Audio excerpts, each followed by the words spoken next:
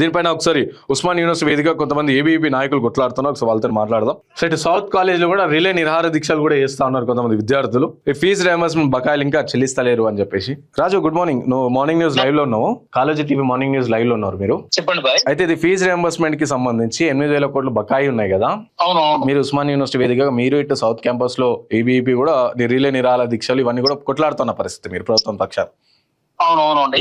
So ఏం చెప్తారంటే ఇప్పుడేమో ఫీజు రియంబర్స్మెంట్ ఏమో ప్రభుత్వం చేయదు, వసూలు చేసుకుంటామని ప్రైవేట్ కాలేజీలు అంటే వద్దంటారు. దీనికి హైకోర్టు ఏమో స్టే విధించింది. సో అంటే ఎవరు తప్ప ఇది? బీఆర్ఎస్ తప్ప, కాంగ్రెస్ తప్ప, లేకపోతే విద్యార్థులు ఫీజు రియంబర్స్మెంట్ అని చెప్పేసి ప్రభుత్వ కాలేజీలో ప్రైవేట్ కాలేజీలు అవుతున్న వాళ్ళ తప్ప? ఏమంటారు? తెలంగాణ రాష్ట్రంలో స్వరాష్ట్రం ఏర్పడిన తర్వాత అనేక ఆశలతోటి అనేక ప్రభుత్వాలు అనేక హామీలు ఇచ్చినాయి విద్యార్థులకు.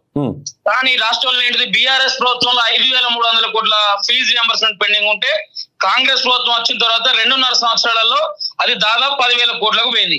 నిన్న ఒక జీవో ఇదేంటంటే హైకోర్టులో 30 తారీఖు ఒక జీవో నడుస్తుంటే రాత్రి 29 తారీఖు ఒక కాంగ్రెస్ గవర్నమెంట్ ఏమని ఒక జీవో సర్క్యులర్ జీవో నెంబర్ 7 అని ఏమని వచ్చిందంటే, విద్యార్థుల అకౌంట్లలో డబ్బులు ఇస్తాం మేము, మేనేజ్మెంట్ కి ఇక నుండి మేము ఫీజు రియంబర్స్మెంట్ చెల్లించాం అంటే రేపు పొద్దున ఫీజు రియంబర్స్మెంట్ పథకాన్ని ఎత్తేవేయాలని కుట్ర చేస్తుంది కాంగ్రెస్ ప్రభుత్వం.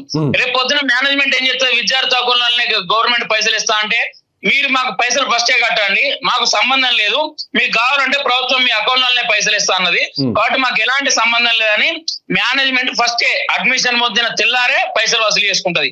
కాబట్టి ఒక పథకాన్ని ఫీజు రియంబర్స్మెంట్ పథకాన్ని ఎత్తివేయాలని కుట్ర చేస్తుంది.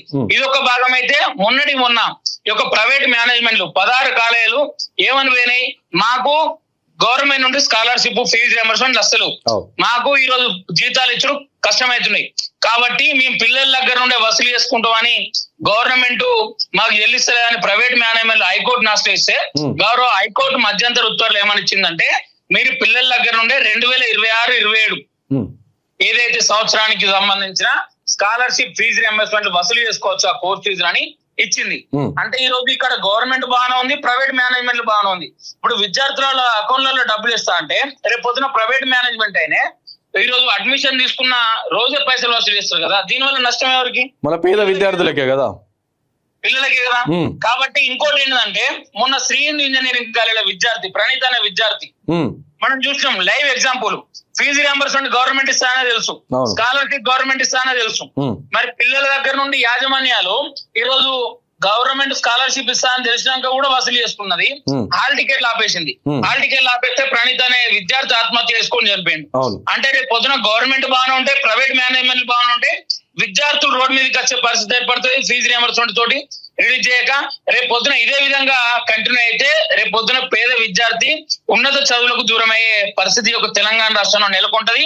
ఈ కాంగ్రెస్ ప్రభుత్వం వచ్చిన హామీలలో ఏమిచ్చింది, నేను వస్తే పెండింగ్ లో ఉన్న స్కాలర్షిప్ ఫీజు రియంబర్స్మెంట్ మొత్తానికి విడుదల చేస్తా, ఉచిత విద్య అందిస్తా, పేద విద్యార్థికి మంచి సంక్షేమం అందిస్తా అని వచ్చిన కాంగ్రెస్ గవర్నమెంట్, ప్రజాపాలన పేరుతో వచ్చిన కాంగ్రెస్ గవర్నమెంట్, ప్రజాపాలన అంటే విద్యార్థులను ఎక్కడికక్కడ రోడ్డు మీదకి ఇడ్చడం, పేదోని ఇల్లు కూల్చడం, పేదోని స్కాలర్షిప్ ఫీజు రియంబర్స్మెంట్ విడుదల చేయక పేద కుటుంబాలను పేద విద్యార్థులను చదువుకు దూరం చేయడమే కాంగ్రెస్ ప్రభుత్వం లక్ష్యంగా ఈరోజు వివరిస్తుంది.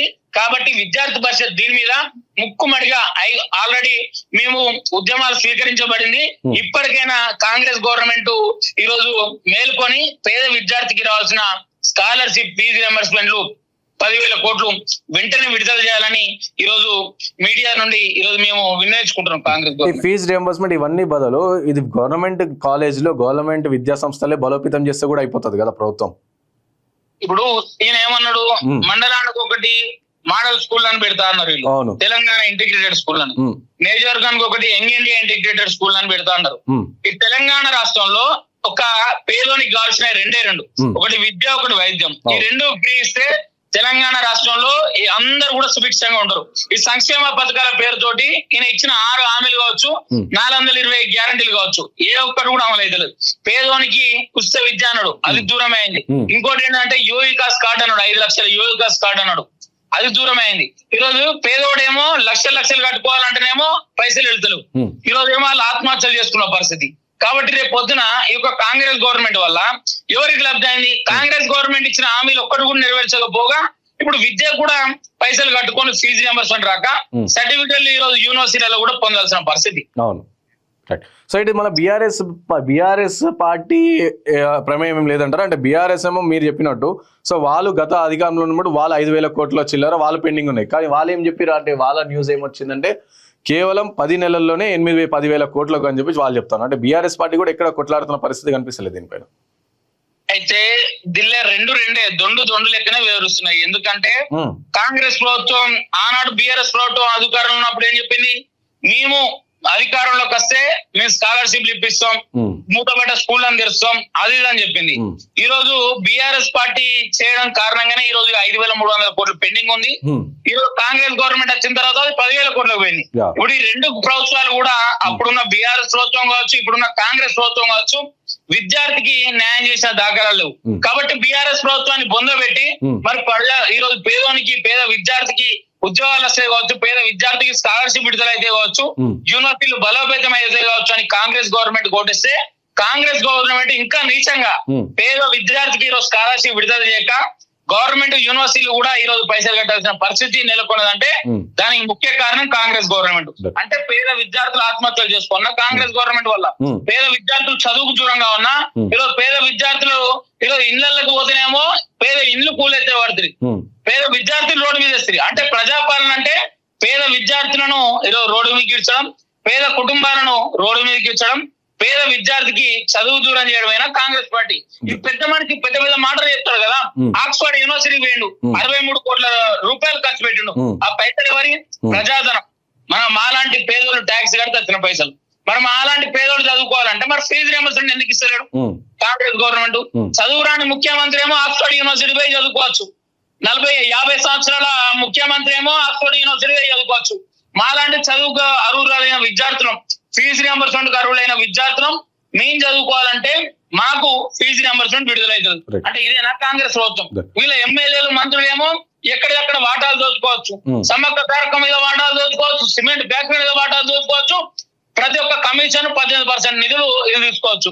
మరి పేదోనికి అవసరమయ్యే పేద విద్యార్థికి అవసరమయ్యే ఫీజు రియంబర్స్మెంట్ ఇస్తా అంటే దీనిలో నాకు ఎలాంటి కమిషన్ రాగానే ఇక్కడ ఉన్న మంత్రులు కావచ్చు, ఎమ్మెల్యేలు కావచ్చు, సాక్షాత్తు విద్యాశాఖ మంత్రిగా ఉన్న ముఖ్యమంత్రి ఆ విధంగా వేరుస్తున్నాడు కాబట్టి ఈనాటికి కూడా ఫీజు రియంబర్స్మెంట్ వస్తలేదు.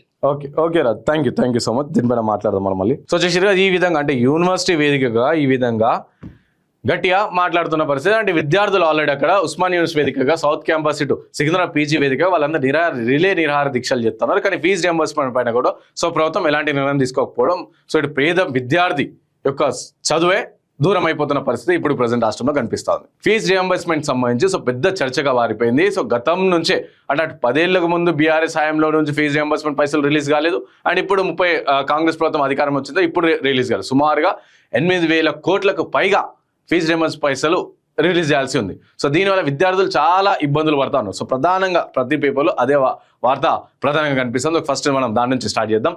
సో నమస్తే తెలంగాణలో ప్రధాన హైలైట్గా ఇచ్చిన వార్తలు. సో ఇక్కడ నుంచే స్టార్ట్ చేద్దాం మనం. బికాజ్ నమస్తే తెలంగాణ 10 ఏళ్ళుగా వీళ్ళు అధికారంలో ఉన్నారు కదా. సో వాళ్ళ నుంచి రాని బకాయిలు ఇప్పుడు ఈ విధంగా వచ్చింది చూద్దాం. సో రియంబర్స్మెంట్ రివర్స్, ఫీజుల పథకానికి మంగళం, చదువు కొనాల్సిందే, ఇక నుంచి విద్యార్థులే ఫీజు చెల్లించాలి, వారి ఖాతాలకు రియంబర్స్మెంట్ బదిలీ. సో పథకంలో కీలక మార్పులు చేస్తూ జీవో 7 జారీ చేసిన రేవంత్ రెడ్డి సర్కార్. సో కాంగ్రెస్ అధికారంలోకి వచ్చినప్పటి నుంచి ఫీజు రియంబర్స్మెంట్ స్కీమ్ కు కష్టాలు, 30 నెలలుగా పేరుకుపోయిన 10,000 కోట్ల బకాయిలు, 14 లక్షల విద్యార్థులు పడిగాపులు. సో ఇక్కడ 30 నెలలుగా అని చెప్పేసి రాసిగా 30 నెలలుగా 10,000 కోట్లు అని చెప్పేసి వీళ్ళు ప్రధానంగా ఇచ్చారు. 30 నెలలుగా 10,000 కోట్లు కావు. సో మీరు అధికారంలో ఉన్నప్పటి నుంచి ఇప్పటివరకు అసలు ఫీజు రియంబర్స్మెంట్ పైసలు రిలీజే కాలేదు. నాది మాస్టర్స్ డిగ్రీ ఉస్మాన్ యూనివర్సిటీలో 21 to 23 మధ్యలో masters journalism and mass communication అయిపోయింది. 21 to 23 అప్పుడు కూడా రిలీజ్ కాలేదు. అప్పటి నుంచి కూడా అంటే 30 నెలలుగా అని వీళ్ళు అంటున్నారు కదా. సో అప్పుడు 2021 నుంచే ఫీజు రియంబర్స్మెంట్ కాలేదు. అంటే లైవ్ ఎగ్జాంపుల్ నేనే. సో ఇట్లా విద్యార్థులందరూ కూడా ఇప్పుడు చాలా ఇబ్బంది పడుతున్న పరిస్థితి ఫీజు రియంబర్స్మెంట్ వల్ల. ఇటు వసూలు ఫీజు గవర్నమెంట్ ఏమో రిలీజ్ చేయదు పైసలు, విద్యార్థులు కట్టేంత ఆర్థిక స్తోమత ఉండదు. కాలేజీలో ఏమో మీరు పైసలు కట్టకపోతే సర్టిఫికేట్లు ఇవ్వమని చెప్పేసి కాలేజీలో చెప్తా ఉన్న పరిస్థితి. సరే పోనీ కాలేజీలో వసూలు చేసుకుంటే అంటే అది కూడా వద్దంటారు. ఇప్పుడు హైకోర్టు ఏమో నో చెప్పేసింది. సో ఇది ఈ విధంగా అంటే 30 నెలలుగా పేరుకుపోయిన 10,000 కోట్ల బకాయిలు, 14 లక్షల మంది విద్యార్థుల పడిగాపులు, వైఎస్ హయాంలో పథకానికి శ్రీకారం కొనసాగించిన కేసీఆర్. సో కొనసాగించి మధ్యలో ఆపేసి ఫీజు రియంబర్స్మెంట్ పైసలు రిలీజ్ చేయకుండా ఆపేసి హోల్లో పెట్టారు. అది అట్లనే పేరుకుపోయి ఇప్పుడు కాంగ్రెస్ ప్రభుత్వం వచ్చింది.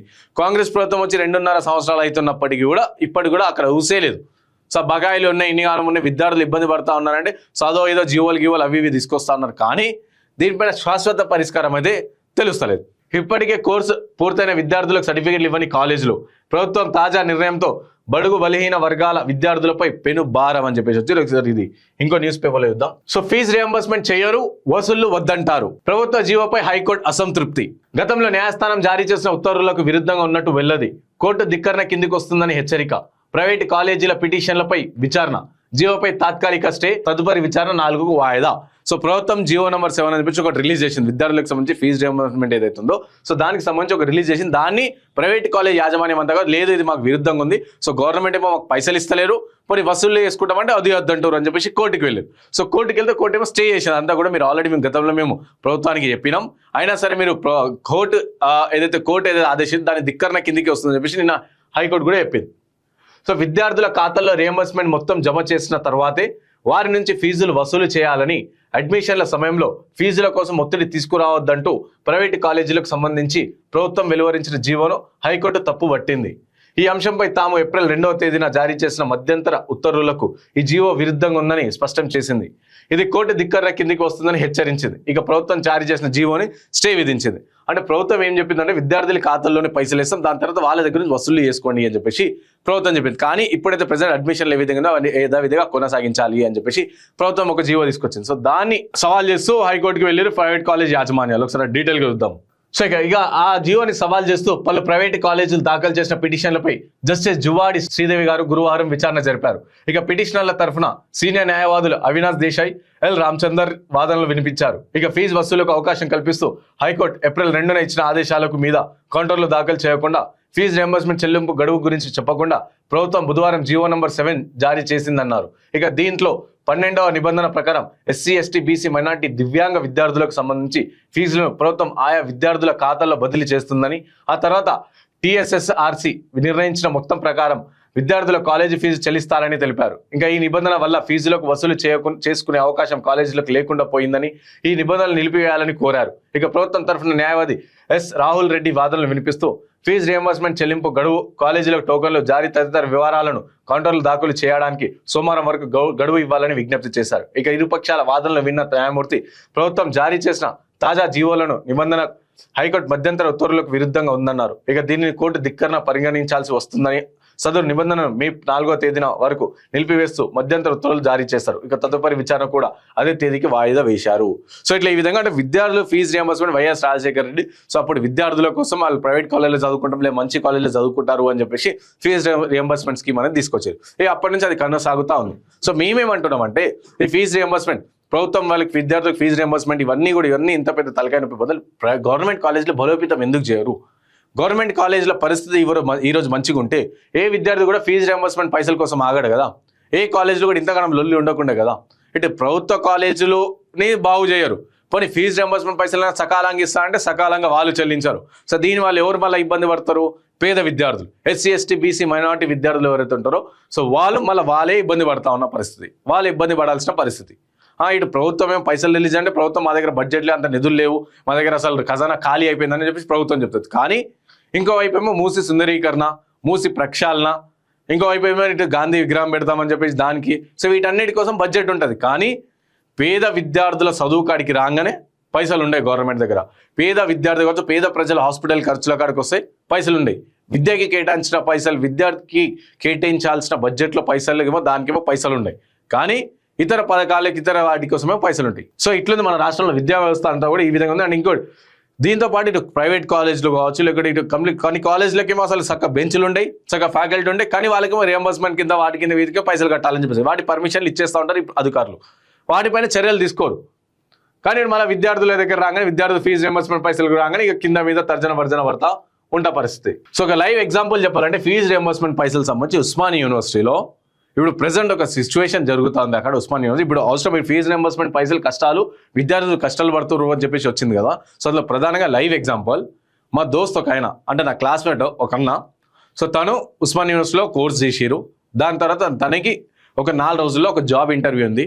సో దానికి మాస్టర్స్ డిగ్రీ సర్టిఫికేట్ మెమో తీసుకురావాలి అని చెప్పేసి పోతే మెమో తీసుకురావాలని చెప్పేసి ఆ కాలేజ్ వాళ్ళు యాజమాన్యం ఎవరైతే జాబ్ ఇవ్వాల్సిన వాళ్ళు ఉన్నారో వాళ్ళు ఆ కాలేజ్ సర్టిఫికేట్ మీరు చూపించాలి బాబు, మీరు కంప్లీట్ చేసినట్టు మాకు ప్రూఫ్ కావాలి, చూపించాలి అని అంటే సో తన విద్యార్థి ఆన్లైన్ చేసిరంటే పోయి ఉస్మాన్ యూనివర్సిటీ ఆర్ట్స్ కాలేజ్కి పోయి సార్ నాది ఇట్లా కాలేజ్ ఉంది, నాకు జాబ్ ఇంటర్వ్యూ ఉంది, నాకు కంపల్సరీ అది నేను పెట్టాలి, కేవలం నాకు మెమో సర్టిఫికేట్ వద్దు, నాకు కేవలం నాకు జిరాక్స్ కావాలి అని చెప్పేసి అడిగారు. సో దానికి ఆ కాలేజ్ ప్రిన్సిపల్ ఏం మాట్లాడారంటే లేదు నీకు ఇంత బకాయి ఉంది, గవర్నమెంట్ నుంచి పైసలు ఇంకా రాలేవు, వస్తాయో రాదో తెలియదు, సో గవర్నమెంట్ నుంచి రాలే, వచ్చిన తర్వాత నీకు ఆ సర్టిఫికేట్ ఇస్తాం, అన్ని ఒక సడన్ రూల్స్ అండ్ పాలసీలు ఉంటాయి, సో దాని ప్రకారం నీకు ఇవ్వను అని చెప్పేసి వారు చెప్పారు. సార్ ఇది నా లైఫ్కి సంబంధించిన మ్యాటర్, సో ఇది ఒక్క జాబ్ వస్తే నా లైఫ్ సెటిల్ అవుతుంది, నా ఫ్యామిలీ అంతా కూడా ఒక మంచి మెరుగైన బతుకు వైపు పోతాం మేము అని అంటే లే నీకో రూల్ మాకో రూల్ అని చెప్పేసి తను ఆ ప్రిన్సిపల్ ఆ సర్టిఫికేట్ ఇవ్వకుండా, అంటే సర్టిఫికేట్ కూడా కంప్లీట్ సర్టిఫికేట్ కాదు, కేవలం సర్టిఫికేట్ కాపీ జిరాక్స్ అయినా సరే లేకపోతే ఒక ఫోటో తీసుకుంటా సార్ ఒరిజినల్ మీ దగ్గర ఉండండి, పైసలు కట్టినాక ఇస్తాను అని చెప్పేసి ఆ విద్యార్థి ఏం చేసిరంటే ఆ విద్యార్థి అట్లా అడిగిండు. సో అడిగినప్పుడు అసలు లేలే ఇచ్చేదే లేదు, అసలు లేదు నీకో రూల్ నాకో రూలా అవన్నీ కాదు అని చెప్పేసి మాట్లాడి సైడ్కి అయిపోయిన పరిస్థితి. సో ఇప్పుడు ఆ రియంబర్స్మెంట్ పైసలు ఎవరు ఇవ్వలే, గవర్నమెంట్ ఇవ్వలే. గవర్నమెంట్ ఇవ్వకపోవడం వల్ల, సకాలంలో గవర్నమెంట్ పైసలు చెల్లించకపోవడం వల్ల ఇక్కడ ఆ విద్యార్థికి జాబ్ అనేది కోల్పోవాల్సిన పరిస్థితి. సో దాని తర్వాత మళ్ళీ కోర్టు ఏం చెప్తుంది, మళ్ళీ ఫీజు కట్టినా కట్టకపోయినా రియంబర్స్మెంట్ అయినా కాకపోయినా ఏ ప్రైవేట్ కాలేజ్ కావచ్చు ఏ గవర్నమెంట్ కాలేజ్కి కావచ్చు మీరు సర్టిఫికేట్లు ఆపుకునే హక్కు అధికారం మీకు లేదు, విద్యార్థి భవిష్యత్తుతోని ఆడుకునే హక్కు అధికారం లేదు అని చెప్పేసి కోర్టు చెప్తుంటారు. అదే కోర్టు ఈ విధంగా చెప్పింది, ఈ విధంగా కొన్ని జడ్జిమెంట్లు ఉన్నాయని చెప్పేసి తను ఆ అన్న ఉస్మాన్ యూనివర్సిటీ ఆర్ట్స్ కాలేజ్ ప్రిన్సిపల్కి లెటర్ పంపిస్తే కోర్టు నుంచి ఇట్లా ఈ విధంగా ఆర్డర్లు ఉన్నాయని చెప్పేసి లెటర్ పంపిస్తే ఇక ఆ లెటర్ నానా రచ్చ చేసి నానా కథలు చేసి ఇప్పుడు ఫైనల్గా మళ్ళీ కోర్టుకి వెళ్తే కోర్టు మొట్టికాయ వేసి ఆర్ట్స్ కాలేజ్ ప్రిన్సిపల్కి మొట్టికాయ వేసి లేదు ఇదంతా నువ్వు అతని ఏ విధంగా ఆ సర్టిఫికేట్ లాప్తో మీకు అధికారం లేదు, సర్టిఫికేట్ కాపీ ఏంటంటే తను కాపీ తీసుకొని జిరాక్స్ తీసి ఫేస్బుక్లో పోస్ట్ పెట్టాడు. సో దానికి మళ్ళీ మళ్ళీ దాని వెనకాల మళ్ళీ రాజకీయం అంతా కూడా కథ అంతా వేరే ఉంది. సో ఒకవేళ టైం వచ్చినప్పుడు అదంతా కూడా మళ్ళీ బయట చెప్పుకునే ప్రయత్నం ఉంది. కానీ ఈ విధంగా లైవ్ ఎగ్జాంపుల్ మా క్లాస్మేటే మా అన్ననే ఈ విధంగా ఫేస్ చేసిన పరిస్థితి, తను ఒక సర్టిఫికేట్ జిరాక్స్ కాపీ ఇవ్వకపోవడం వల్ల తను ఒక జాబ్ కోల్పోయాడు, 2 యూనివర్సిటీలో PhD అడ్మిషన్ కోల్పోవాల్సిన పరిస్థితి. ఎవరు తప్పని చెప్పాలి, ప్రభుత్వం సకాలంలో పైసలు పంపించదు, రియంబర్స్మెంట్ చేయదు, అలా అని చెప్పేసి మేము పైసలు కట్టి సర్టిఫికేట్లు తీసుకోవాలంటే మా ఆర్థిక స్తోమత గంతంత మాత్రమే, మాకు ఆ పైసలు కట్టే అంత స్తోమత ఉండదు. కాబట్టి గవర్నమెంట్ కాలేజ్లలో మళ్ళీ ఫీజు రియంబర్స్మెంట్ అయ్యేదా కాలేజ్లో మేము జాయిన్ అవుతాం, ప్రభుత్వం ఏమో పైసలు ఇవ్వదు, కాలేజ్లో మాకు కట్టమంటారు, మా సర్టిఫికేట్లు మధ్యలో ఇరుకుతాయి, దీనివల్ల మా జీవితాలని మళ్ళీ ఈడ వచ్చేసరికి SC ST BC మైనార్టీ బలహీన వర్గాల పిల్లలే మళ్ళీ రోడ్డు పైన వాడాల్సిన పరిస్థితి. సో ఈ విధంగా రాష్ట్రంలో విద్యా వ్యవస్థ ఈ విధంగా జరుగుతూ ఉంది. సో ప్రభుత్వం తక్షణమే దీనిపైన చర్యలు తీసుకోవాలి. పోనీ ఇటు బీఆర్ఎస్ మాట్లాడదా అంటే బీఆర్ఎస్కి అసలు మాట్లాడే అర్హతనే లేదు. ఎందుకు అర్హత లేదంటే బీఆర్ఎస్ హయాంలో నుంచే ఫీజు ఒకవేళ వాళ్ళు సకాలంలో time to time yearly so ఆర్థిక సంవత్సరం ప్రకారం వాళ్ళు బడ్జెట్లో ఫీజు రియంబర్స్మెంట్ పైసలు రిలీజ్ చేస్తూ ఉంటే విద్యాశాఖ కోసం ఇటు కాలేజ్లకు ఫీజు రియంబర్స్మెంట్ పైసలు రెగ్యులర్గా రిలీజ్ చేస్తూ ఉంటే ఈరోజు ఎన్ని గానం బకాయిలు 8,000 కోట్ల బకాయిలు ఉండేది కాకుండే. సో సడన్గా ఆ ప్రభుత్వం గత 10 ఏళ్లలో వాళ్ళు రిలీజ్ చేయలేరు, ఈ ప్రభుత్వం వచ్చి ఈ ప్రభుత్వం దగ్గర మా దగ్గర ఖజానా లేదు అని చెప్పి వీళ్ళు చెప్తున్నారు. ఇటు అయినా ఆ ప్రభుత్వం మంచిగా ఉంది, ఈ ప్రభుత్వం మంచిగా మధ్యలో మధ్య తరగతి పేద విద్యార్థియే బలవుతున్న పరిస్థితి. కాబట్టి తక్షణమే దీనిపైన చర్యలు తీసుకోవాలి. ఇంకోటి